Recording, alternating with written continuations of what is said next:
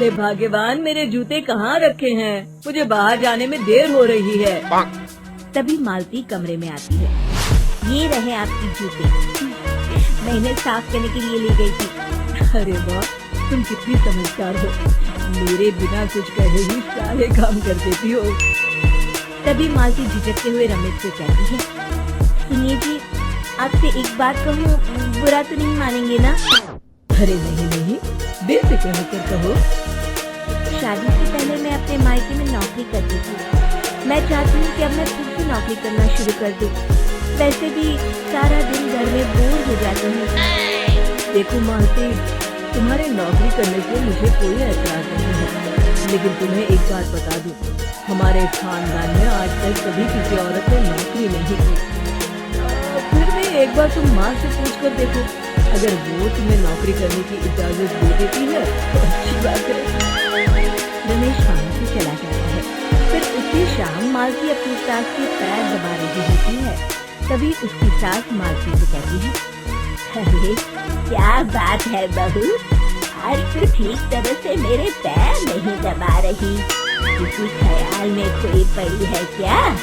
मैं भी तो जानूं आखिर बात क्या है। दरअसल वो माँ जी। अरे हाँ हाँ बोलो, इतना सोच क्यों रही हो?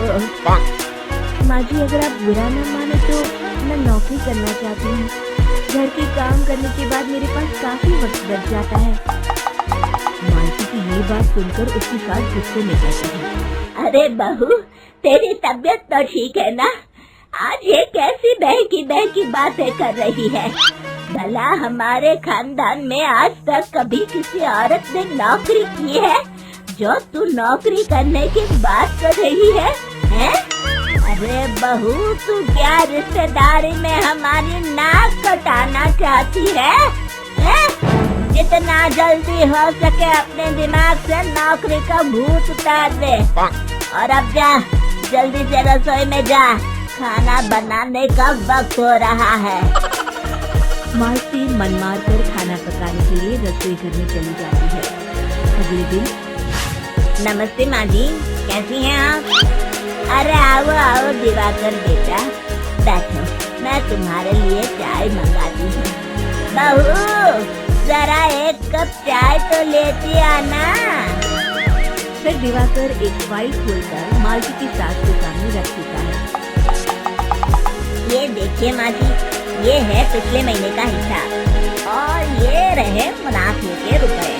एक बार हिसाब देख लीजिए और इन कागजों पर अपने दस्तखत कर दीजिए। अरे दिवाकर बेटा, मैंने भला आज तक कभी तेरा हिसाब देखा है जो अब देखूंगी? ला बता, कहाँ दस्तखत करूँ? तभी मालती चाय लेकर वहाँ जाती और अपनी सास को बिना कागजातों को पढ़े इस तरह लापरवाही से दस्तखत करते हुए देखकर हैरान रह जाती है। अच्छा माँ जी, अब मैं चलता हूँ, फैक्ट्री में बहुत काम है। फिर दिवाकर वहाँ से चला जाता है। कुछ दिनों बाद मालती बाजार में कुछ सामान खरीद रही होती है। तभी एक बूढ़ा आदमी उसे आवाज देता है, अरे मालती बेटी, कैसी हो? मुझे पहचाना? मैं तुम्हारी कंपनी में मुनीब का काम करता हूँ। हाँ चाचा जी, मैं आपको बिल्कुल पहचानती हूँ। कहिए, कैसे हैं आप? मैं तो ठीक हूँ, कंपनी में कुछ भी ठीक नहीं चल रहा, यहाँ तक कि हमें ठीक वक्त पर तनख्वाह भी नहीं मिलती।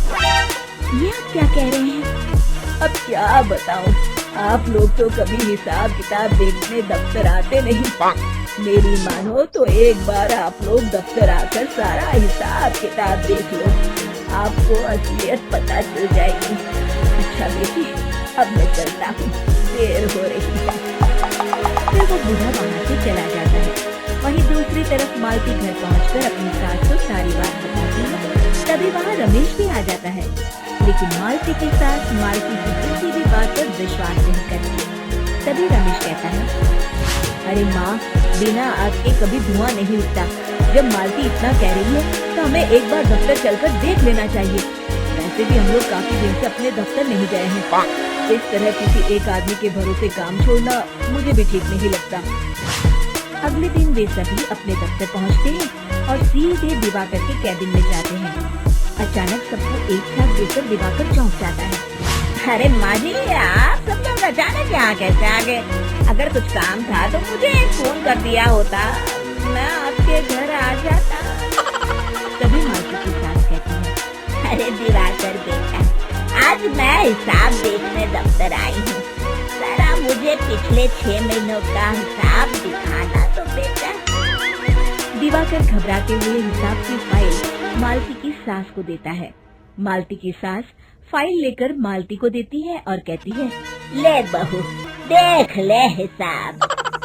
मालती फाइल को बड़े गौर से देखती है और अगले ही पल उसे सारी गड़बड़ी समझ में आ जाती है।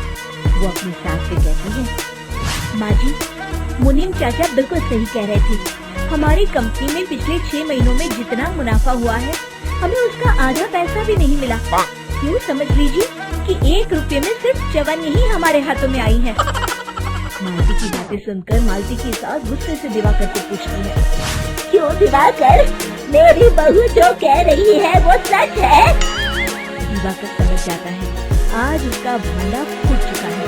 वो गिड़गिड़ाते हुए कहता है, मुझे माफ कर दीजिए माँ जी, मैं पैसों के लालच में अंधा हो गया था। अरे वाह दिवाकर, तू तो एक नंबर का चोर निकला। इतने दिनों से मैं तुझ पर आँख बंद करके भरोसा करती रही और तू मुझे ही चुना लगाता रहा। अभी के अभी निकल यहाँ से और दोबारा अपनी शक्ल मत दिखाना। दिवाकर वहाँ से भाग जाता है। मालती की सास मालती को शाबाशी देते हुए कहती है, बहू, आज मैं समझ गई कि पढ़ाई लिखाई हमारी जिंदगी में कितनी जरूरी है। मैं बहुत किस्मत वाली हूँ जो मुझे तुझ जैसी बहू मिली है। शिक्षा, पढ़ाई लिखाई का इस्तेमाल सही जगह करके हम दुनिया में बहुत कुछ बदल सकते हैं।